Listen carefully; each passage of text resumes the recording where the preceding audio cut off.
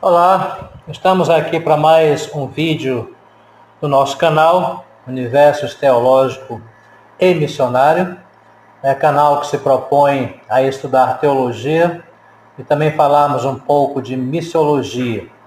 Então você é nosso convidado a estar conosco. Se não é inscrito ainda no canal, se inscreva, ajude-nos, dê o seu like, deixe o seu joinha aí, aperte no sino para receber notificações de novos vídeos que nós vamos estar produzindo para você. Se não gostar de cada vídeo, dá o dislike, não tem problema. Nós também aceitaremos e teremos como uma orientação para melhorarmos cada vez mais o nosso material. Então, estudar teologia é algo que nos dá prazer, alegria no coração, porque é o estudo sobre a pessoa de Deus, sobre os acontecimentos submetidos à palavra de Deus também, que é a Bíblia Sagrada. E é muito, mas muito importante que cada pessoa, independente da sua religião, da sua fé, procure conhecer mais desse livro sagrado. Com 66 livros que nós consideramos inspirados por Deus, que fazem parte do cânon das Escrituras Sagradas, a Bíblia se destaca por conta dos séculos da sua existência, daquilo que está escrito o seu conteúdo, ele é verdadeiro, é inerrante, aquilo que está escrito já aconteceu, está acontecendo e vai acontecer. Então a Bíblia Sagrada, se todos bem pensarem, deveriam ter em sua casa, não somente ter na sua escrivaninha, na sua cabeceira de cama, mas também tê-la no seu coração. É o livro que orienta quanto à família, que orienta quanto ao comportamento, quanto à vida terrena e à vida eterna, que é fundamental. Se você imagina, por exemplo, que a vida ela acaba quando você dá o último suspiro, você está redondamente enganado. A Bíblia, que é o livro de Deus, que não mente nunca, ela mostra que após a morte segue-se o juízo e quem morre em Cristo ressuscitará, receberá um corpo glorificado. Então este é o livro que fala sobre Deus, é um livro altamente teológico e missionário, porque ele revela os atos dos apóstolos, aquilo que Jesus fez. Ele é o nosso grande missionário, porque deixou o céu, deixou a sua glória e veio a este mundo aqui e morreu por todos nós. Então este livro, eu quero passar aqui um resumo do que eu já estudei aqui juntamente com algumas pessoas, e você pode também fazer as suas anotações, compartilhar esse vídeo com outras pessoas, guardar com você, salvar aí no seu smartphone, no seu celular, enfim, aonde você quiser salvar, tá bom? Então vamos lá. A Bíblia, ela é um livro transcendente. É aquilo que não é natural, aquilo que é sobrenatural, porque ela traz a vontade e a mente de Deus. Vamos lá. A Bíblia foi escrita em aproximadamente 1.600 anos, por 40 escritores diferentes. 1.600 anos por 40 escritores diferentes. Ela foi escrita em 3 idiomas, em 3 línguas: hebraico, aramaico e o grego. Hebraico, aramaico e o grego. O Antigo Testamento, porque a Bíblia é dividida em 2 grandes partes, o Antigo Testamento ou Antiga Aliança e o Novo Testamento, ou chamado de Nova Aliança. O Antigo Testamento ele é formado por 39 livros. 39 livros. Enquanto que o Novo Testamento ele é formado por 27 livros. Dos 39 do Antigo Testamento, eles se dividem em 5 grupos. São eles. Os 5 primeiros chamam-se de Pentateuco, que são os livros escritos por Moisés. O primeiro traz aí a origem do mundo, das plantas, dos animais, dos seres humanos, enfim, do universo. O segundo fala sobre a saída do povo de Israel da escravidão do Egito, já que passaram lá 400 anos como escravos, mas 430 a partir do momento que foram convidados por José a irem para o Egito, quando teve uma grande fome na região, e a família de José foi morar ali, e essa família cresceu muito e se tornou então a nação de Israel, ficaram escravos lá por 400 anos. Depois vem os outros livros, a Levítico, Números e Deuteronômio, que faz parte também do Pentateuco. Depois os livros históricos, que são 12 livros históricos. Depois, os livros poéticos, começando com Jó, que é um poema dramático. E depois desses aí, vem os profetas maiores e os profetas menores, encerrando assim o Antigo Testamento.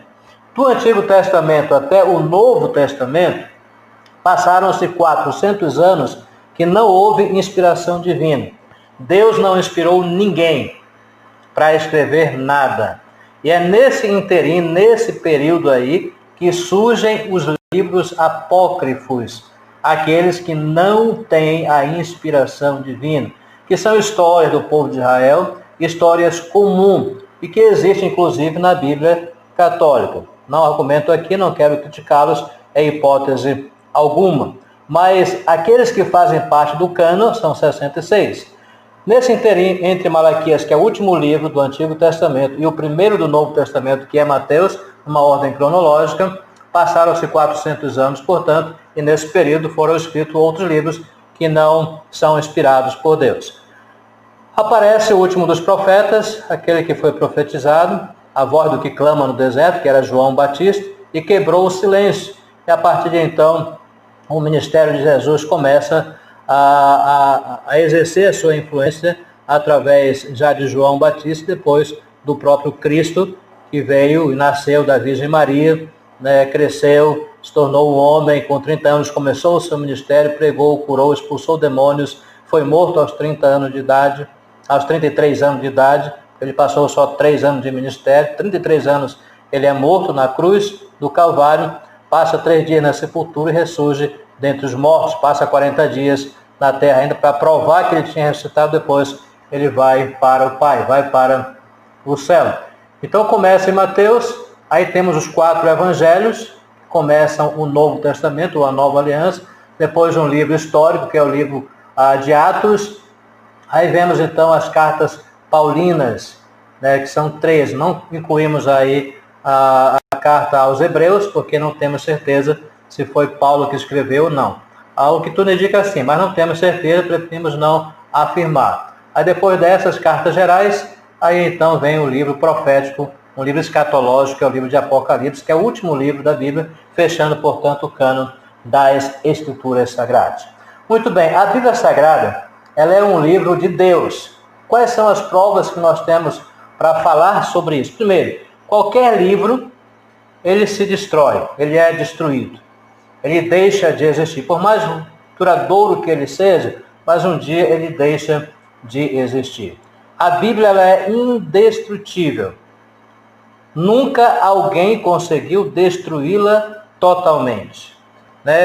Imperadores no primeiro século, segundo século, e tantas outras pessoas tentaram acabar com a Bíblia Sagrada, mas não conseguiram.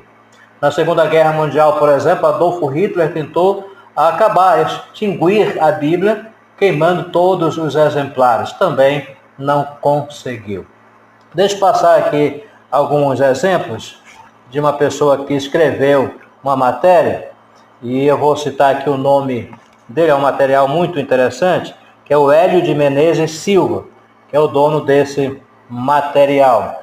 Ele coloca assim, historiadores judeus dizem que, ao retorno do cativeiro babilônico, parecia que todas as Bíblias tinham sido destruídas, mas logo se acharam 2 cópias perfeitas e completas e claras, preservadas por Deus, e o sacerdote escriba Esdras fez como começassem a ser feitas cópias perfeitas, ou seja, mandou fazer novas cópias perfeitas dessas 2 que sobraram, e logo voltaram a haver incontáveis Bíblias.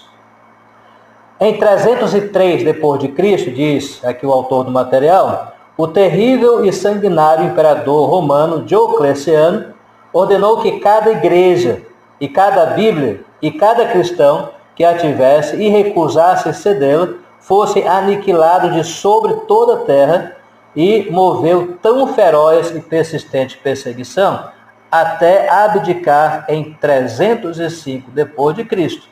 E tão certificou de seus mais completos sucessos que cunhou moeda comemorativa com a frase: a religião cristã foi destruída e a adoração dos deuses restaurada.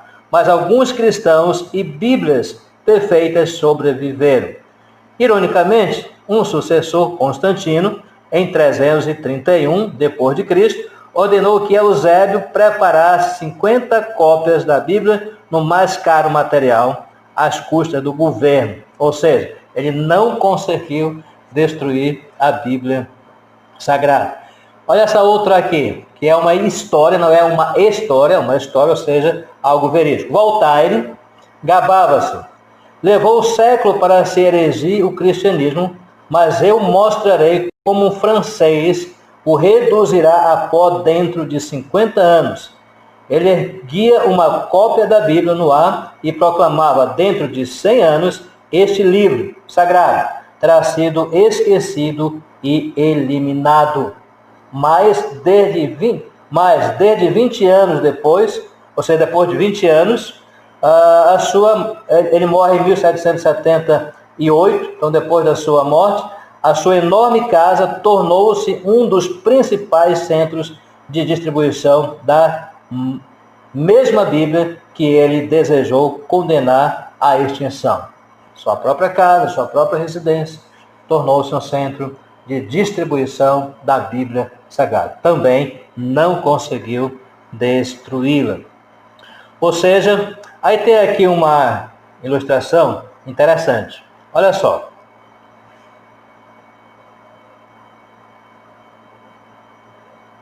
Voltaire dizia, depois que ele estava já doente: eu daria tudo para nunca ter nascido.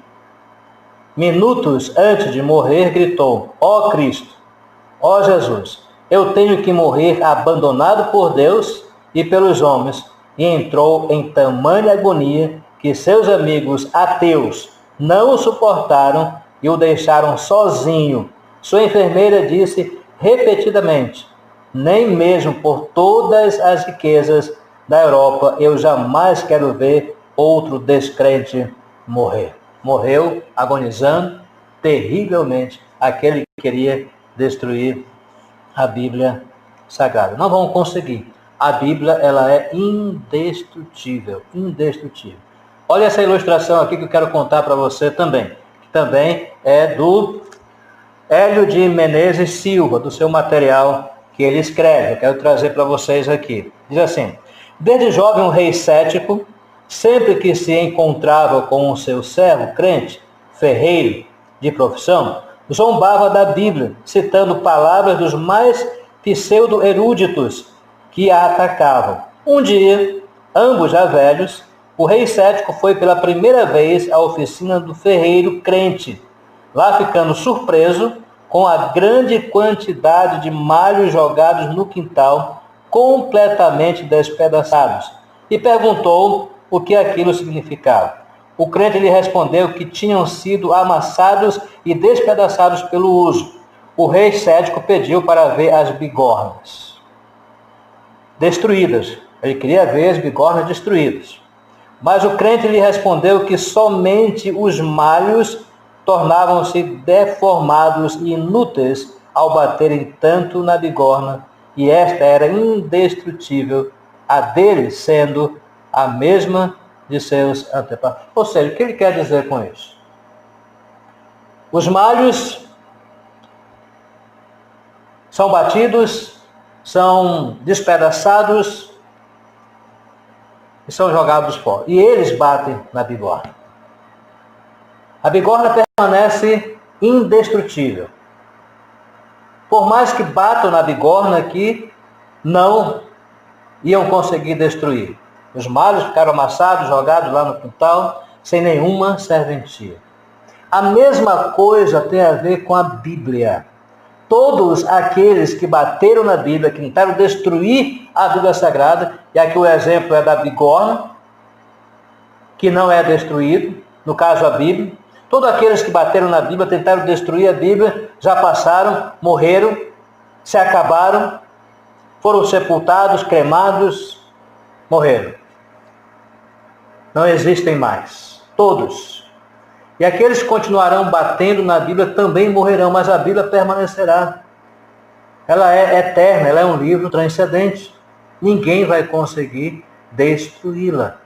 E isso mostra que ela é um livro perfeito, que ela é um livro sobrenatural, que ela é um livro de Deus. Uma outra questão aqui é que quando se refere ao conteúdo da Bíblia Sagrada, você vai ver que apesar de ter histórias contadas, mas todas elas indicam uma direção, um ponto principal, que é o Messias, que é Jesus. O que é interessante aqui é que ela foi escrita num prazo de 1.600 anos por 40 pessoas. E a maioria dessas pessoas não se conheceram. Não se conheceram. Por exemplo, Paulo viveu muitos anos depois de Jeremias, de Moisés.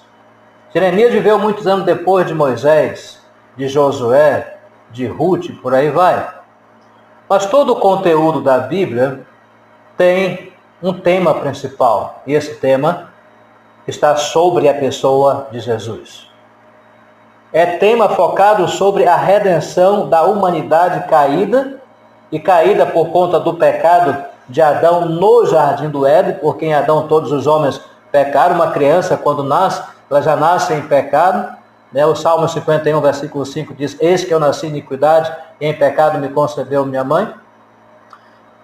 Aí vem o projeto de restauração da humanidade em uma pessoa, na pessoa de Cristo. E toda a Bíblia fala sobre esse tema, a restauração, a salvação, que viria na pessoa do Messias prometido. O Antigo Testamento fala sobre isso. Como é que ele fala? Através de imagens, através de figuras. Como Moisés, por exemplo, é uma figura de Cristo. A pedra que ele bate lá no deserto e dela sai água é uma figura de Cristo. A arca de Noé é uma figura da pessoa de Cristo. O cordeiro lá no jardim do Éden, quando Abel oferece a Deus também uma figura da pessoa de Cristo Jesus. Ou seja, o Antigo Testamento está repleto de imagens que indicam uma só pessoa, o Messias prometido.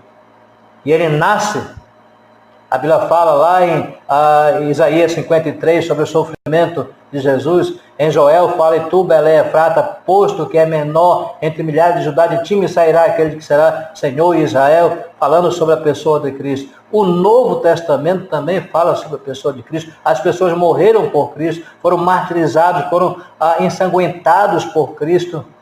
No primeiro século, milhares de cristãos foram mortos, colocados em arenas, para os leões estraçalharem, para touros pisarem em cima, foram queimados vivos por Nero em Roma. Tudo por amor a uma pessoa, a Cristo Jesus, o Messias prometido. Ou seja, toda a Bíblia tem um tema, salvação em Cristo, mas também traz o julgamento através de Cristo no final de todas as coisas.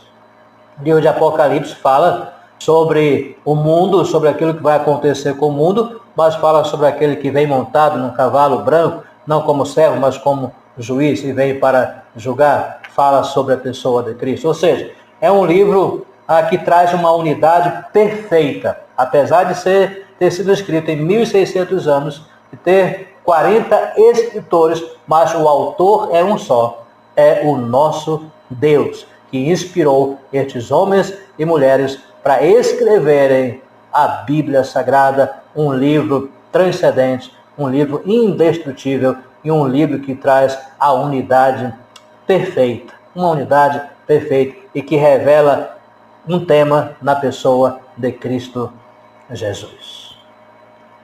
Você quer participar conosco de estudos mais avançados sobre a Bíblia, sobre a pessoa de Deus? Como é que Deus age na humanidade?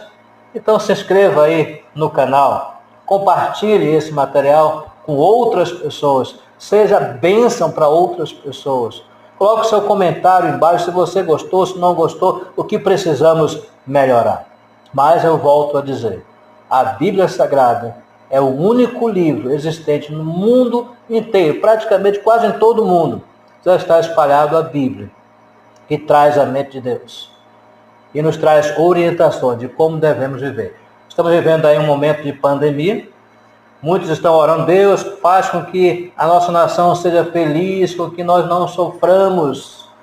A Bíblia fala que o mundo está entesourado para a destruição. Quem já estudou aí a lei da termodinâmica de número 2 mostra que o mundo caminha para o caos, e é o que a Bíblia fala. A Bíblia fala que este mundo ele vai ser destruído, haverá novo céu e nova terra. Mas é tema para o próximo vídeo, ainda lá na frente, que vamos postar para vocês. Então você que está conosco, obrigado pela sua presença, que Deus te abençoe grandemente. E mais uma vez, se não está inscrito, inscreva-se no canal, dê o seu like e aperte no sininho, para receber notificação de novos vídeos. Se não gostou, dê o seu dislike, não tem problema. Olá, estamos aqui para mais um vídeo do nosso canal, Universos Teológico e Missionário. É canal que se propõe a estudar teologia e também falarmos um pouco de missiologia.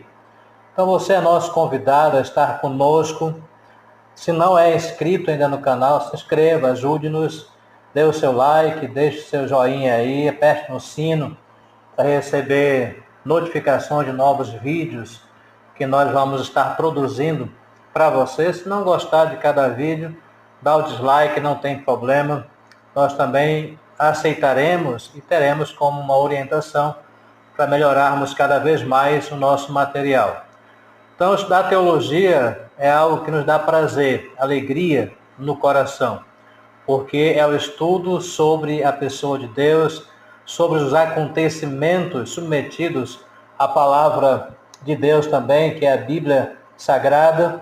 E é muito, mas muito importante que cada pessoa, independente da sua religião, da sua fé, procure conhecer mais desse livro sagrado. Com 66 livros que nós consideramos inspirados por Deus, que fazem parte do cânon das Escrituras Sagradas, a Bíblia se destaca por conta dos séculos da sua existência, daquilo que está escrito o seu conteúdo, ele é verdadeiro, é inerrante, aquilo que está escrito já aconteceu, está acontecendo e vai acontecer. Então a Bíblia Sagrada, se todos bem pensarem, deveriam ter em sua casa, e não somente ter na sua escrivaninha, na sua cabeceira de cama, mas também tê-la no seu coração. É o livro que orienta quanto à família, que orienta quanto ao comportamento, quanto à vida terrena e à vida eterna, que é fundamental. Se você imagina, por exemplo, que a vida ela acaba quando você dá o último suspiro, você está redondamente enganado. A Bíblia, que é o livro de Deus, que não mente nunca, ela mostra que após a morte segue-se o juízo e quem morre em Cristo ressuscitará, receberá um corpo glorificado. Então este é o livro que fala sobre Deus, é um livro altamente teológico e missionário, porque ele revela os atos dos apóstolos, aquilo que Jesus fez. Ele é o nosso grande missionário, porque deixou o céu, deixou a sua glória e veio a este mundo aqui e morreu por todos nós.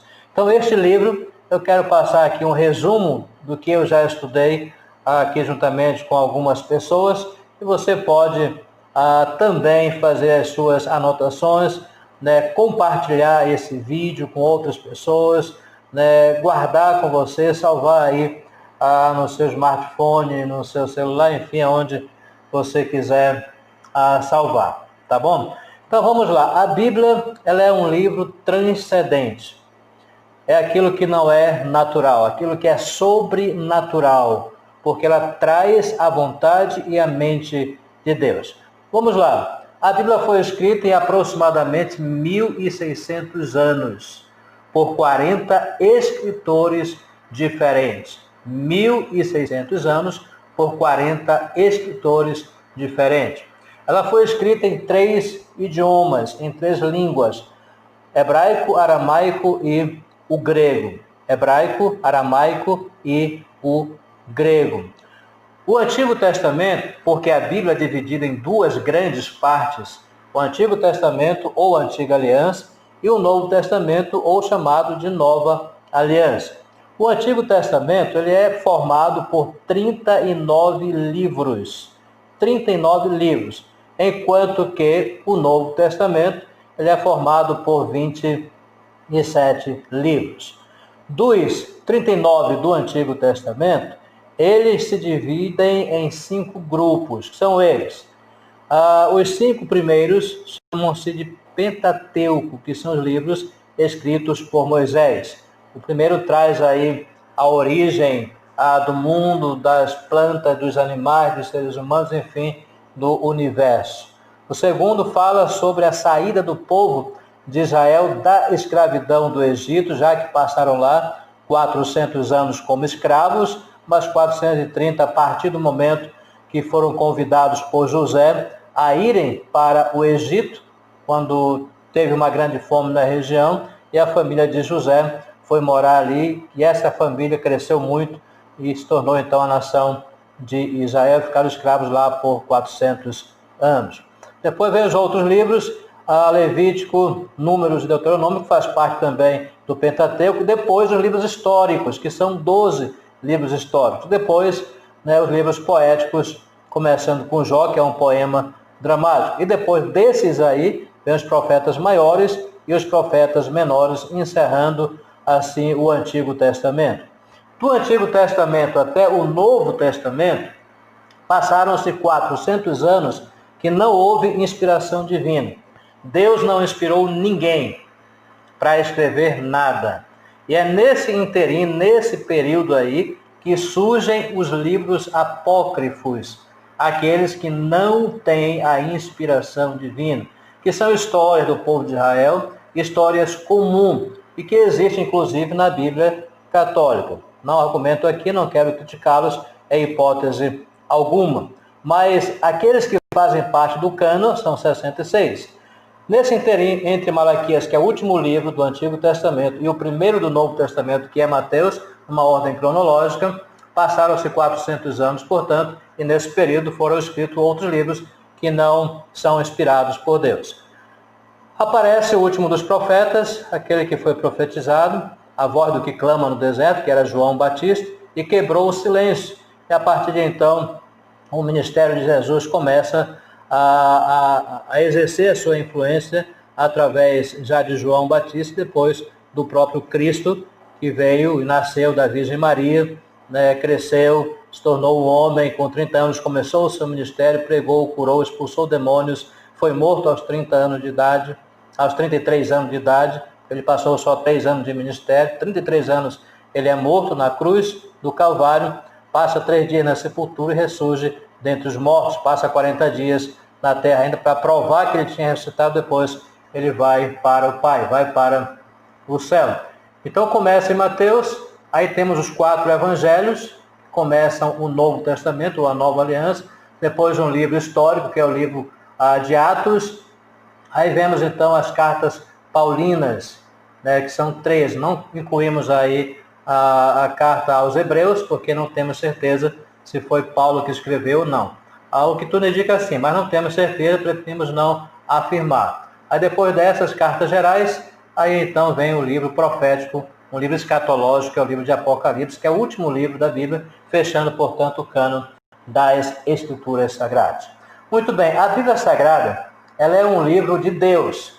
Quais são as provas que nós temos para falar sobre isso? Primeiro, qualquer livro, ele se destrói, ele é destruído. Ele deixa de existir. Por mais duradouro que ele seja, mas um dia ele deixa de existir. A Bíblia ela é indestrutível. Nunca alguém conseguiu destruí-la totalmente. Imperadores no primeiro século, segundo século, e tantas outras pessoas tentaram acabar com a Bíblia Sagrada, mas não conseguiram.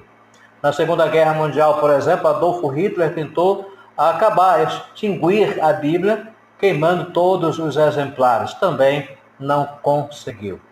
Deixa eu passar aqui alguns exemplos de uma pessoa que escreveu uma matéria, e eu vou citar aqui o nome dele, é um material muito interessante, que é o Hélio de Menezes Silva, que é o dono desse material. Ele coloca assim, ó: historiadores judeus dizem que, ao retorno do cativeiro babilônico, parecia que todas as Bíblias tinham sido destruídas, mas logo se acharam 2 cópias perfeitas e completas e claras, preservadas por Deus, e o sacerdote e escriba Esdras fez como começassem a ser feitas cópias perfeitas, ou seja, mandou fazer novas cópias perfeitas dessas 2 que sobraram, e logo voltaram a haver incontáveis Bíblias. Em 303 d.C., diz aqui o autor do material, o terrível e sanguinário imperador romano Diocleciano ordenou que cada igreja e cada Bíblia e cada cristão que a tivesse e recusasse cedê-la fosse aniquilado de sobre toda a terra, e moveu tão feroz e persistente perseguição até abdicar em 305 d.C., e tão certo ficou de seus mais completos sucessos que cunhou moeda comemorativa com a frase: a religião cristã foi destruída e a adoração dos deuses restaurada. Mas alguns cristãos e Bíblias perfeitas sobreviveram. Ironicamente, um sucessor, Constantino, em 331 d.C., ordenou que Eusébio preparasse 50 cópias da Bíblia no mais caro material, às custas do governo. Ou seja, ele não conseguiu destruir a Bíblia Sagrada. Olha essa outra aqui, que é uma história, não é uma história, ou seja, algo verídico. Voltaire gabava-se: levou o século para se erigir o cristianismo, mas eu mostrarei como um francês o reduzirá a pó dentro de 50 anos. Ele erguia uma cópia da Bíblia no ar e proclamava: dentro de 100 anos, este livro sagrado terá sido esquecido e eliminado. Mas desde 20 anos depois, ou seja, depois de 20 anos, ele morre em 1778, então depois da sua morte, a sua enorme casa tornou-se um dos principais centros de distribuição da mesma Bíblia que ele desejou condenar à extinção.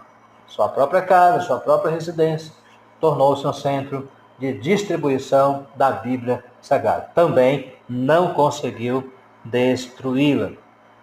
Ou seja, aí tem aqui uma ilustração interessante. Olha só.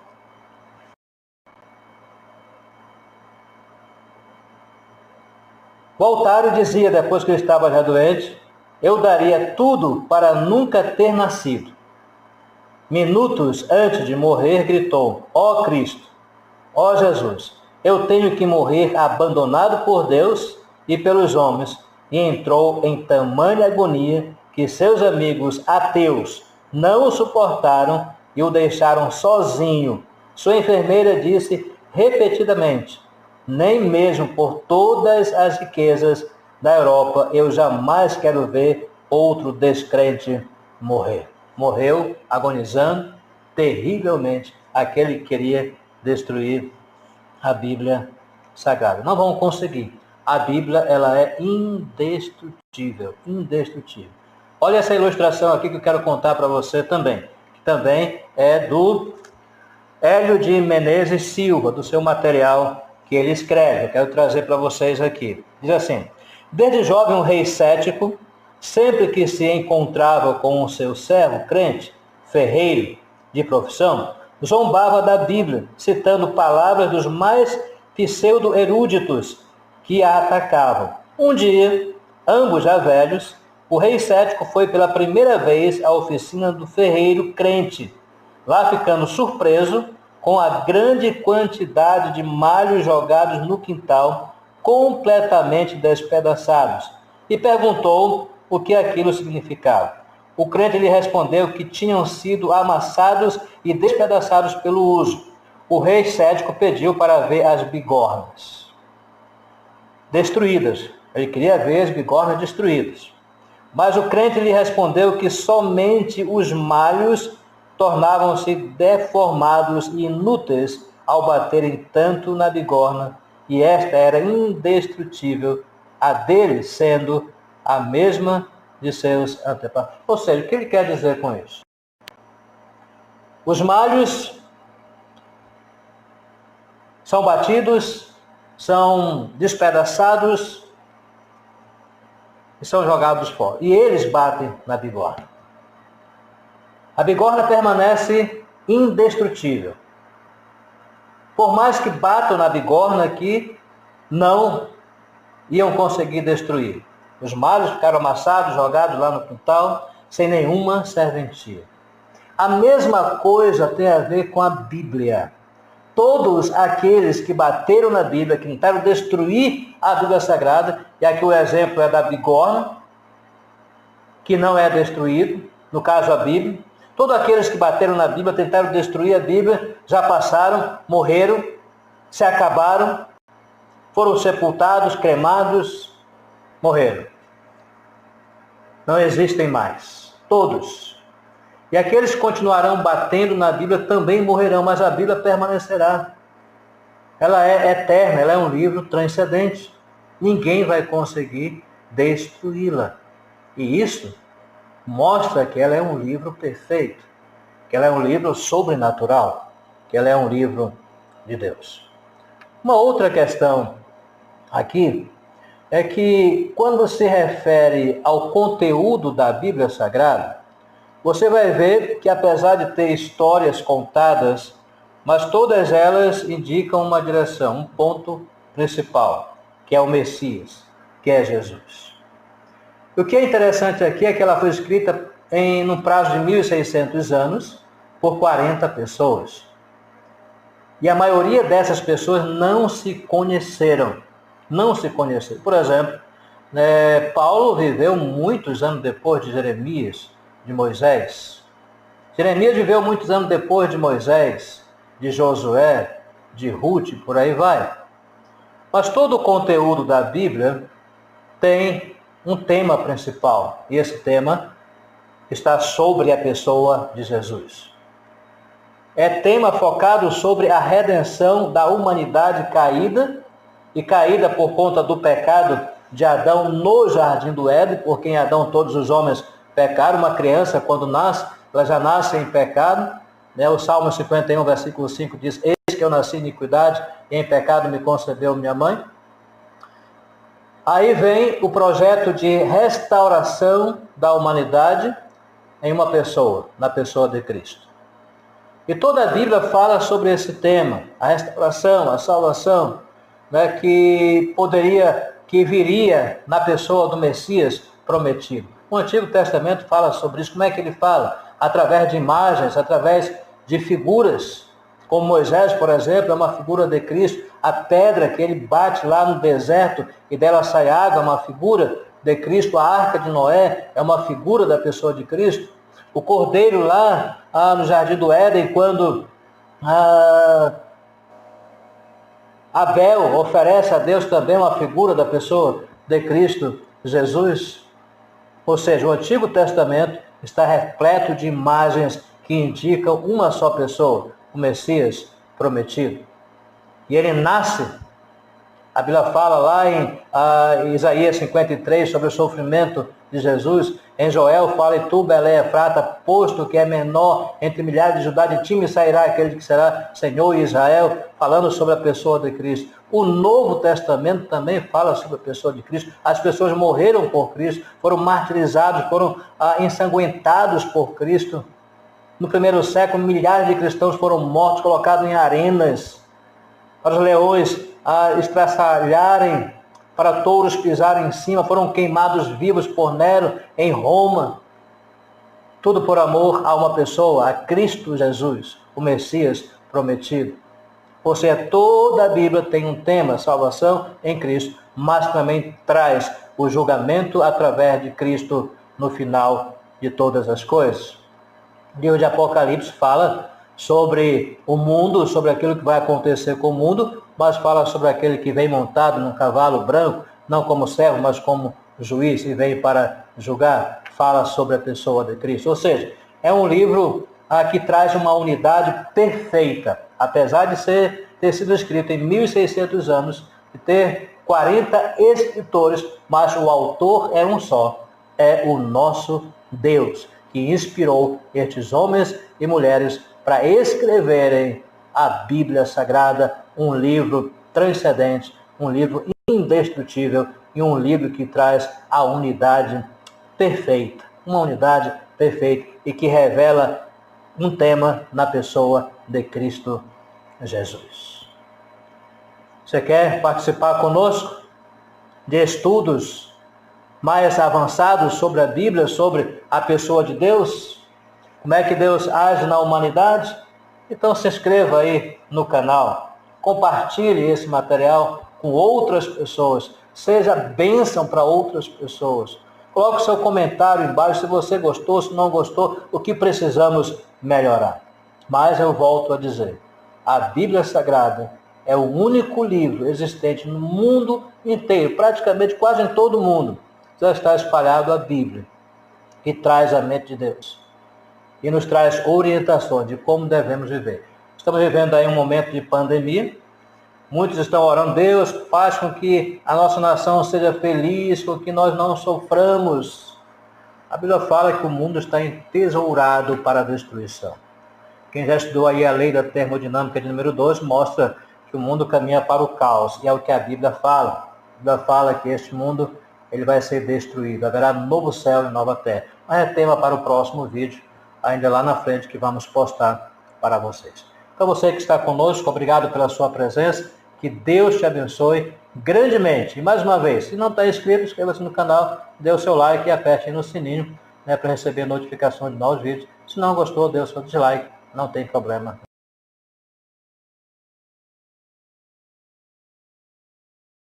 Esta igreja, na palavra de hoje, é uma palavra curta, não é longa. Eu quero mencionar alguns detalhes significativos desta igreja.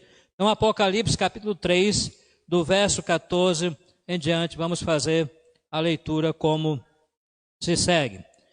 E ao anjo da igreja de Laodiceia escreve, isto diz o Amém, a testemunha fiel e verdadeira, o princípio da criação de Deus.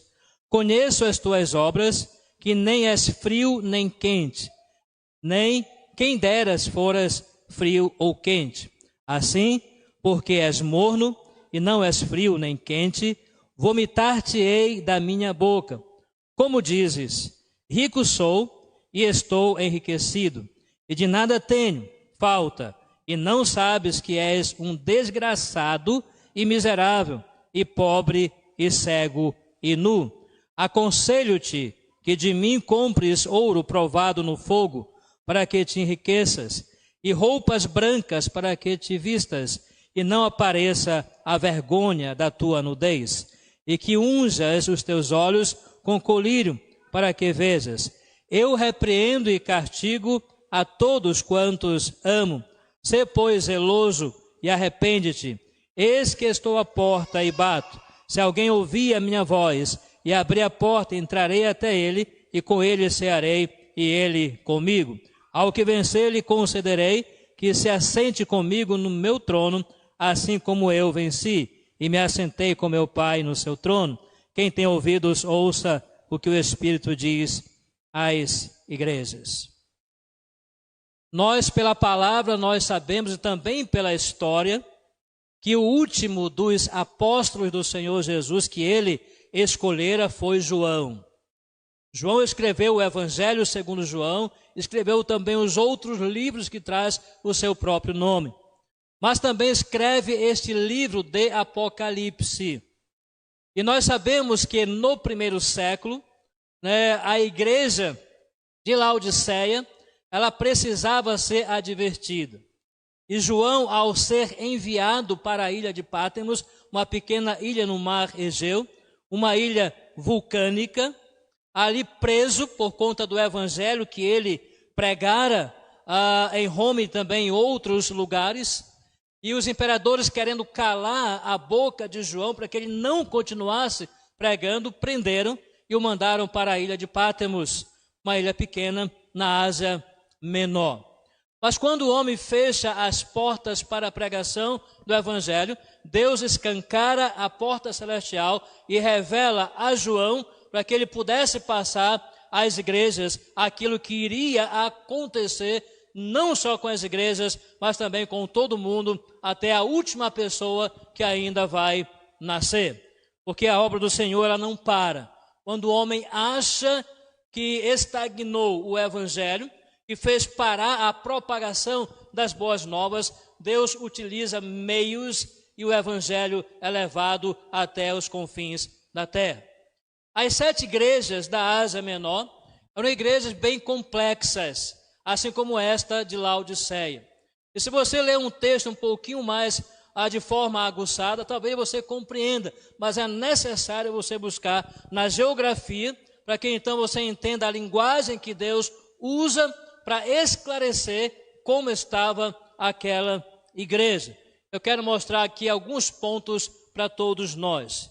E ao anjo da igreja de Laodiceia, escreve ao anjo, ao pastor, ao líder daquela igreja, escreve, e diz o amém, que é o Senhor Jesus Cristo, testemunha fiel e verdadeira, o princípio da criação de Deus. Conheço as tuas obras.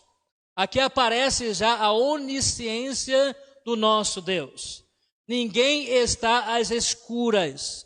A igreja não pode se esconder, porque Deus conhece o mais íntimo de cada igreja, o mais íntimo de cada pessoa. É o que ele diz aqui: conheço as tuas obras, que nem és frio nem quente. Quem deras foras frio ou quente. Porque ele usa essa expressão do clima. Vamos lá, Laodiceia era uma cidade pequena da Ásia Menor. Acima de Laodiceia, numa montanha, com pedras calcárias branquinhas que pareciam algodão, existia uma outra cidade chamada Hierápolis, na parte de cima de Laodiceia. Do outro lado de Laodiceia havia uma outra cidade, também próximo ali a esta cidade que é mencionada aqui, a esta igreja que é mencionada aqui. Na parte de cima, nessas pedras brancas, calcárias, existiam piscinas termais. O que é isso? Águas que brotavam das pedras e eram águas quentes, e que os turistas do mundo inteiro iam até lá para se banhar, porque eram águas terapêuticas, que podiam ficar curados, podiam ficar sarados das emoções, das questões psicológicas. Então lá em Hierápolis havia essas águas termais, quentinhas, muito boas. Do outro lado, na outra cidade, águas frias, também piscinas, mas com águas frias. E Laodiceia, que ficava no meio das duas cidades, não tinha água. Então o que acontecia? Eram colocados arquedutos de Hierápolis que vinham descendo, vou colocar tubos aqui, se fosse nos dias de hoje, tubos que vinham descendo, trazendo as águas quentes das piscinas termais de Hierápolis para Laodiceia. Só que quando chegava em Laodiceia, essas águas quentinhas estavam mornas, não estavam mais quentes, completamente mornas, que não dava para beber, não dava para fazer nada. É por isso que ele fala que ele está a ponto de vomitar Laodiceia da sua boca. Você experimentou tomar uma água morna, em jejum principalmente?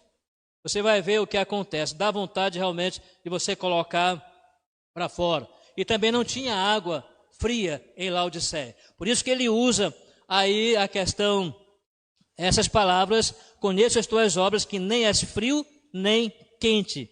Quem deras foras frio ou quente. Ele coloca, assim porque és morno. Por que é morno? Ele usa aí, né, a questão geográfica de Hierápolis, água quentinha lá em cima. Quando chega em Laodiceia, a água está morna.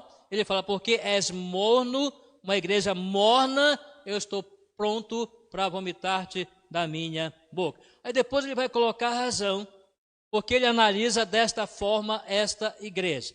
Vamos na sequência então. Como dizes, olha só, rico sou e estou enriquecido, e de nada tenho falta, e não sabes que és um desgraçado e miserável, e pobre e cego e nu. Pobre, cego e nu.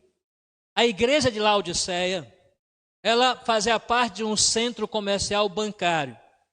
Havia muitos bancos nesta cidade, e a maioria dos membros de Laodiceia eram pessoas riquíssimas, pessoas que faziam parte dos bancos, eram gerentes e faziam parte também como donos desses bancos. E eles eram membros dessa igreja, se congregavam nesta igreja. Agora analisem comigo. As pessoas que detêm uma grande quantidade de valores, possivelmente a fé dela não vai estar direcionada a Deus. Porque se quer comprar uma roupa, ela vai e compra. Quer comprar um carro, ela vai e compra. Se tem algum problema de saúde, procura o melhor médico da cidade e compra os melhores remédios possíveis, os melhores tratamentos. Então as pessoas da igreja de Laodiceia eram assim, ricas, monetariamente falando, eram bancárias, pessoas que tinham grande conhecimento na área jurídica também, e principalmente na questão econômica, na questão financeira. Se achavam ricos, se achavam poderosos. Aí Deus fala assim: vocês são miseráveis, vocês não sabem que vocês são pobres, que vocês estão cegos e que vocês estão nus. Se você ler todo o texto aí, você vai encontrar também alguns outros pontos que ele usa daquela época para esclarecer a situação desta igreja. Uma igreja que se vestia muito bem. Por quê? Porque lá era o maior centro têxtil da Ásia Menor. A melhor lã da época era vendida em Laodiceia. E também os membros, por conta do endinheiramento deles, compravam as melhores roupas. Estavam sempre muito bem vestidos ou vestidas nos cultos a Deus. Cultos simplórios, no entanto, com uma precisão de um encanto aos olhos humanos muito grande por conta das roupas que eles vestiam. A melhor lã era a lã preta, que era vendida na época e era vendida em Laodiceia. E muitos homens e mulheres se vestiam desta forma. E é por isso que ele fala assim: vocês estão nus. Vocês estão nus. Vocês acham que estão bem vestidos, mas não estão, porque vocês não têm fé em mim, têm fé no dinheiro, porque estão bem vestidos com a melhor lã, mas o coração de vocês está enegrecido por conta da avareza que existe na cabeça e no íntimo de cada um de vocês. Também ele fala aí no texto que eles eram cegos. Também em Laodiceia, lá na Ásia Menor, no primeiro século, Laodiceia era o maior centro oftalmológico da região. As melhores clínicas oftalmológicas existiam em Laodiceia. Muitos médicos também eram membros desta igreja ali. Então, ele fala: vocês estão cegos. Vocês têm muito dinheiro, porque é um centro bancário. Vocês se vestem muito bem, porque a melhor lã, a lã preta, é vendida em Laodiceia, e vocês se vestem assim. Vocês dizem que estão enxergando tudo, veem tudo a nível espiritual, porque tem o maior centro oftalmológico. Ele está apenas analisando aqui, trazendo ilustrações para nós, mas vocês estão cegos. Aí vem a recomendação então para a igreja: aconselho-te que de mim compres, conforme diz o texto aqui. Vou ler aqui a parte: aconselho-te, versículo 18, que de mim compres ouro provado no fogo, ou seja, a riqueza espiritual. O que nós estamos vivendo hoje é uma prova magnífica. Nós estamos sendo refinados pelo fogo. E é muito importante isso, porque a riqueza espiritual, nós não conseguimos adquiri-la através do nosso esforço, do nosso conhecimento. A riqueza espiritual, ela só vem após a provação de Deus e as provas que acontecem sobre cada um de nós. É aí que a nossa fé, ela é enrijecida, ela é fortalecida. Então o conselho do nosso Deus para a igreja de Laodiceia: compre de mim ouro refinado pelo fogo, de acordo com o texto aí. Ele continua dizendo ainda aqui no texto: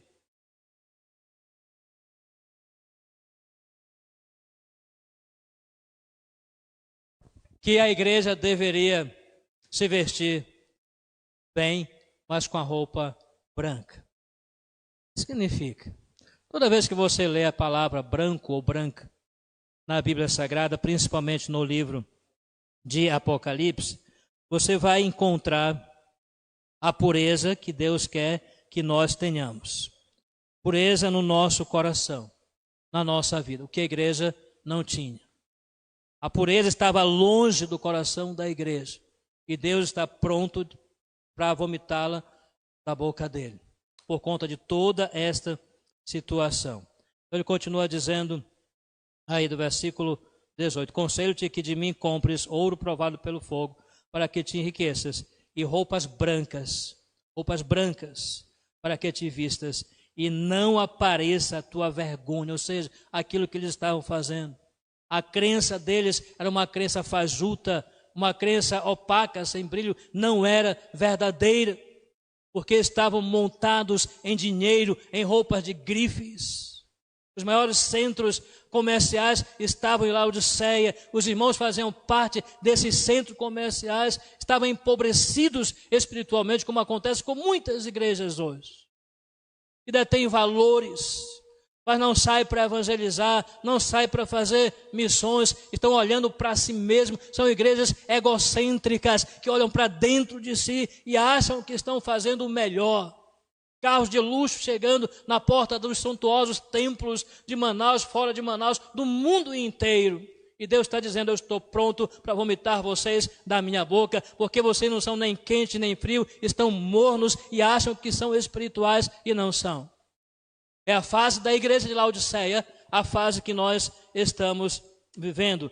Aí ele fala, aí continua dizendo, e roupas brancas para que te vistas e não apareça a tua vergonha, e que unjas os teus olhos com colírio para que vejas. Observe que ele usa aí as três questões: a riqueza, o ouro, a roupa, se vestiam bem, ele quer que compre roupas brancas e também colírio para os olhos, já que lá era um centro oftalmológico. Ele diz, compre colírio de mim.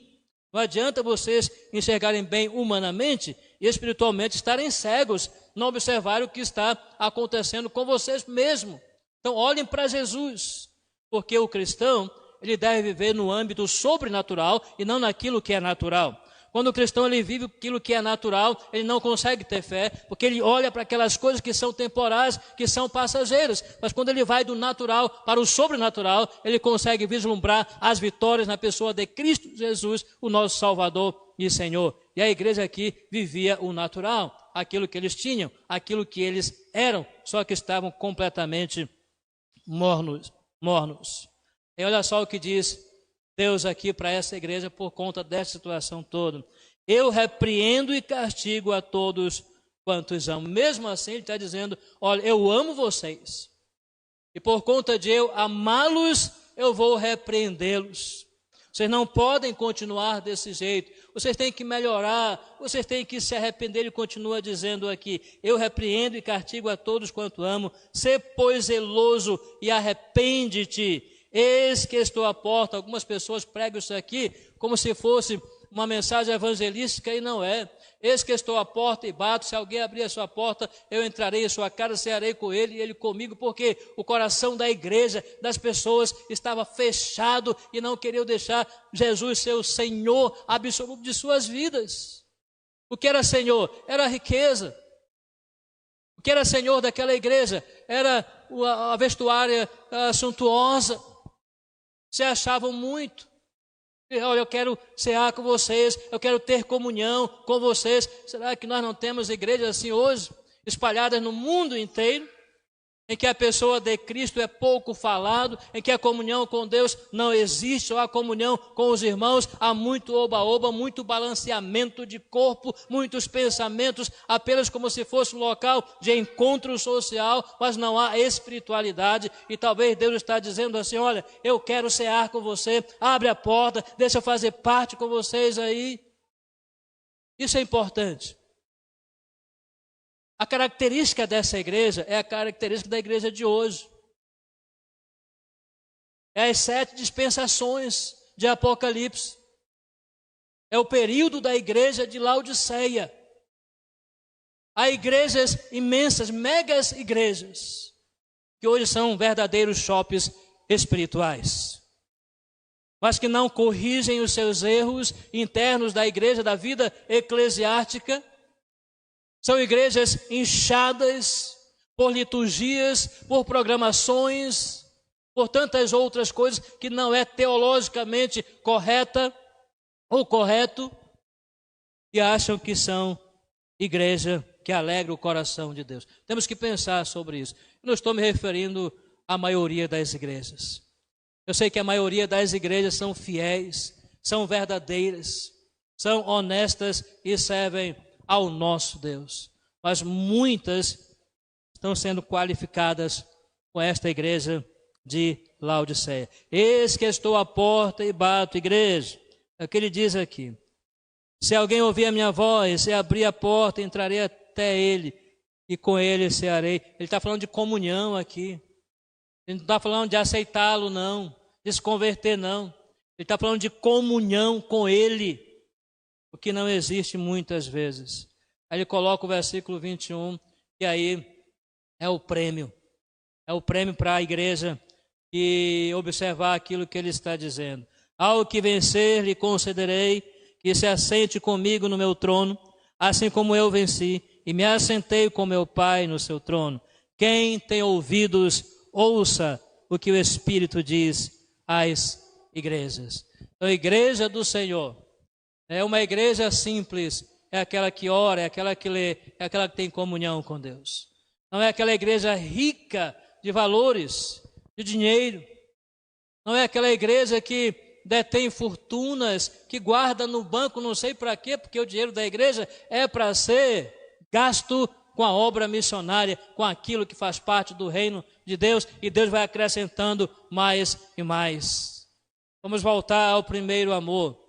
Vamos pensar sobre onde é que nós estamos falhando. Você que está me ouvindo aí, onde você estiver, outros irmãos, pastores, vocês sabem disso. Vocês já leram o livro de Apocalipse, já leram essa carta à igreja de Laodiceia também. E se você não sabia, fica sabendo a partir de hoje.